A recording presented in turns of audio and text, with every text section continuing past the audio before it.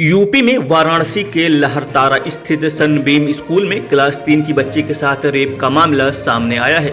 Rape के बाद 9 साल की बच्ची ने घर जाकर अपनी मम्मी को जो बताया वही एफआईआर में भी दर्ज है। उसने बताया कि टॉयलेट में पहुंचते ही स्वीपर अंकल ने दरवाज़ा बंद करके मेरा मुंह बंद कर दिया। उसने कहा कि अगर किसी से कुछ बताया तो बहुत मार पड़ेगी, इसी वजह से मैं डर गई थी। घर जाकर मम्मी से दर्द बयान किया।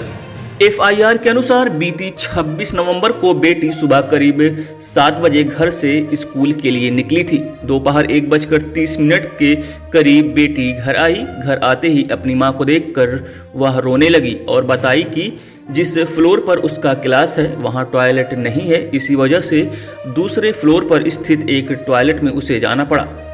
वहां टॉयलेट साफ कर रहे एक अंकल ने उसके साथ गलत काम किया। छात्रा के अनुसार वह दूसरे फ्लोर पर बने टॉयलेट में गई तो वहां पहले से ही एक अंकल साफ सफाई कर रहे थे।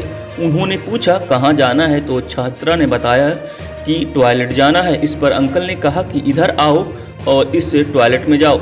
वह टॉयलेट के अंदर गई तो अंकल ने दरवाज़ा बंद कर दिया और उसे पकड़कर उसका मुंह दबा दिया। इसके बाद अंकल ने उसके साथ गंदी हरकत की। वह रोने लगी और अंकल से छोड़ देने को कही, लेकिन वह नहीं माने। फिर अंकल ने उसे धमकाया कि अगर किसी से कुछ भी बताओगी तो बहुत मारेंगे।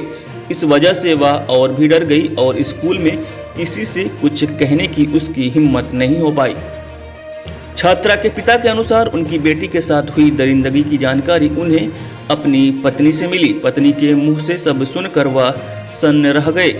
उनकी बेटी बीते 3 साल से लहरतारा स्थित सनबीम स्कूल में पढ़ रही थी। आनन फानन वह भागकर स्कूल गए और वहां स्वीपर के बारे में उन्होंने पूछताछ की। स्कूल स्टाफ से पता लगा कि आरोपी स्वीपर पसियाना गली बौलिया निवासी अजय कुमार उर्फ सिंकू है। इसके बाद उन्होंने पुलिस को सूचना देकर सिगरा थाने में एफआईआर दर्ज कराई और तब जाकर आरोपी पकड़ा गया। डीसीपी वरुणा जोन विक्रांत के अनुसार आरोपी अजय के खिलाफ भारतीय दंड संहिता की धारा 376 और लैंगिक अपराधों से बालकों का संरक्षण अधिनियम 2012 की धारा 5, 6, 15 व 16 के तहत सिगरा थाने में मुकदमा दर्ज किया गया है। आरोपी के खिलाफ राष्ट्रीय सुरक्षा कानून NSA के तहत कार्रवाई की तैयारी भी शुरू कर दी गई है। जिला और सत्र न्यायाधीश से अपील कर इस मुकदमे का ट्रायल फास्ट ट्रैक कोर्ट में कराया जाएगा। इसके साथ ही पुलिस कमिश्नर द्वारा गठित SIT जांच कर यह रिपोर्ट देगी कि इस घटना में स्कूल प्रबंधन से कहां चूक हुई और उनकी क्या गलती है।